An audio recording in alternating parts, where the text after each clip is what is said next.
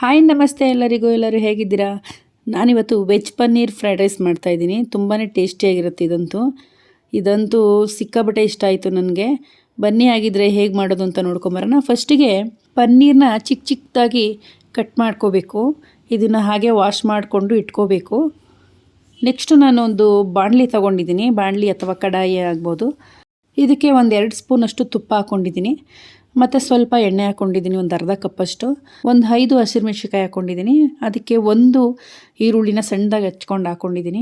ಸ್ವಲ್ಪ ಕ್ಯಾಪ್ಸಿಕಮ್ಮು ಮತ್ತು ಕರಿಬೇವಿನ ಸೊಪ್ಪು, ಸ್ವಲ್ಪ ಬೀನ್ಸು ಮತ್ತು ಕ್ಯಾರೆಟು ಇಷ್ಟನ್ನು ಹಾಕ್ಕೊಂಡು ಸ್ವಲ್ಪ ಈ ಥರ ಮಿಕ್ಸ್ ಮಾಡ್ಕೊಳ್ಳೋಣ. ಇದಕ್ಕೆ ಇವಾಗಲೇ ರುಚಿಗೆ ತಕ್ಕಷ್ಟು ಉಪ್ಪು ಹಾಕ್ಕೊಂಡು ಚೆನ್ನಾಗಿ ಮಿಕ್ಸ್ ಮಾಡ್ಕೋಬೇಕು. ಗಮನದಲ್ಲಿಟ್ಕೊಳ್ಳಿ, ಯಾವಾಗಲೂ ಫ್ಲೇಮ್ ಜಾಸ್ತಿನೇ ಇರಬೇಕು ನಾವು ಫ್ರೈಡ್ ರೈಸ್ ಮಾಡಬೇಕಾದ್ರೆ. ಬೇಗ ತರಕಾರಿಗಳು ಬೇಯಬೇಕಲ್ವ, ಹಾಗಾಗಿ. ಮತ್ತು ಇನ್ನೊಂದು ಪ್ಯಾನ್ಗೆ ಸ್ವಲ್ಪ ಎಣ್ಣೆ ಹಾಕ್ಕೊಂಡು ಪನ್ನೀರನ್ನ ಸ್ವಲ್ಪ ಗೋಲ್ಡನ್ ಕಲರ್ ಬರೋವರೆಗೂ ಫ್ರೈ ಮಾಡ್ಕೊಳ್ಳೋಣ. ನೋಡಿ, ಈ ಥರ ಇಷ್ಟು ಬಂದರೆ ಸಾಕು. ಇಷ್ಟು ಬಂದಮೇಲೆ ಇದನ್ನು ತೆಗೆದು ಸೈಡ್ ಇಟ್ಕೊಳ್ಳೋಣ. ನೆಕ್ಸ್ಟು ನೋಡ್ತಾ ಇರ್ಬೋದು ತರಕಾರಿ ಎಲ್ಲ ಎಷ್ಟು ಚೆನ್ನಾಗಿ ಫ್ರೈ ಆಗಿದೆ ಅಂತ. ಇದಕ್ಕೆ ನಾವು ರೆಡಿ ಮಾಡಿ ಇಟ್ಕೊಂಡಿರುವಂತಹ ರೈಸ್ನ ಸೇರಿಸ್ಕೋಬೇಕು. ರೈಸು ಸ್ವಲ್ಪ ಉದುರಾಗಿರಬೇಕು. ಮತ್ತು ಇದಕ್ಕೆ ನಾನು ಒಂದು ಫ್ರೈಡ್ ರೈಸ್ ಮಸಾಲೆನ ಹಾಕ್ತಾಯಿದ್ದೀನಿ, ಪೌಡರ್ನ. ಮತ್ತು ರೋಸ್ಟ್ ಮಾಡಿ ಇಟ್ಕೊಂಡಿರುವಂಥ ಪನ್ನೀರ್ನೂ ಸಹ ಸೇರಿಸ್ಕೊಂಡು ಸ್ವಲ್ಪ ಕೊತ್ತಂಬರಿ ಸೊಪ್ಪನ್ನ ಹಾಕ್ಕೊಂಡು ಚೆನ್ನಾಗಿ ಮಿಕ್ಸ್ ಮಾಡ್ತೀನಿ. ಫ್ಲೇಮು ಹೈಯಾಗೆ ಇಟ್ಕೊಳ್ಬೇಕು.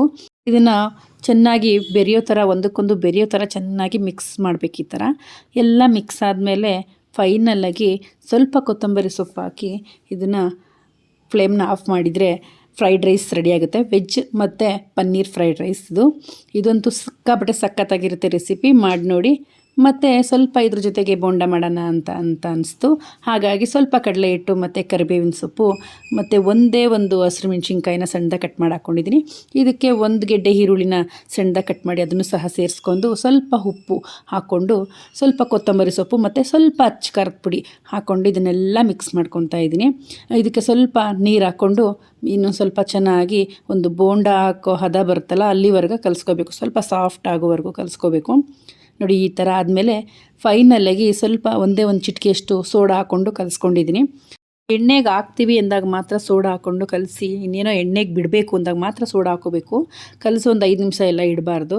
ಹಾಗಾಗಿ ನಾನು ಬಿಡ್ತಾಯಿದ್ದೀನಿ ಅನ್ನುವಾಗ ಲಾಸ್ಟಲ್ಲಿ ಸೋಡಾ ಹಾಕಿ ಒಂದೇ ಒಂದು ಚಿಟಿಕೆಯಷ್ಟು ಮಾತ್ರ ಹಾಕಿದ್ದೀನಿ. ಇದಕ್ಕೆ ಅಕ್ಕಿ ಹಿಟ್ಟಿದ್ರೆ ಸ್ವಲ್ಪ ಅಕ್ಕಿ ಹಿಟ್ಟು ಹಾಕ್ಕೊಳ್ಳಿ, ಇನ್ನೂ ಕ್ರಿಸ್ಪಿಯಾಗಿ ಬರುತ್ತೆ. ಸ್ವಲ್ಪ ಅಕ್ಕಿ ಹಿಟ್ಟು ಇರಲಿಲ್ಲ, ಹಾಗಾಗಿ ನಾನು ಈಗ ಇದೇ ಥರ ಕಡಲೆ ಹಿಟ್ಟು ಹಾಕ್ಕೊಂಡೇ ಮಾಡಿಕೊಂಡೆ. ಬಟ್ ಫೈನ್, ಇದು ತುಂಬಾ ಚೆನ್ನಾಗಿ ಬಂತು ಅಂತ ಹೇಳ್ತಾ ಇವತ್ತಿನ ವಿಡಿಯೋ ನಿಮ್ಗೆ ಇಷ್ಟ ಆಗಿದೆ ಅಂತ ಭಾವಿಸಿದ್ದೀನಿ. ಇವತ್ತಿನ ವಿಡಿಯೋ ಇಷ್ಟ ಆಗಿದ್ರೆ ಪ್ಲೀಸ್ ಲೈಕ್ ಮಾಡಿ, ಶೇರ್ ಮಾಡಿ, ಕಮೆಂಟ್ ಮಾಡಿ ಅಂತ ಹೇಳ್ತಾ ವಿಡಿಯೋನ ಇಲ್ಲಿಗೆ ಎಂಡ್ ಮಾಡ್ತಾಯಿದ್ದೀನಿ. Thank you for watching.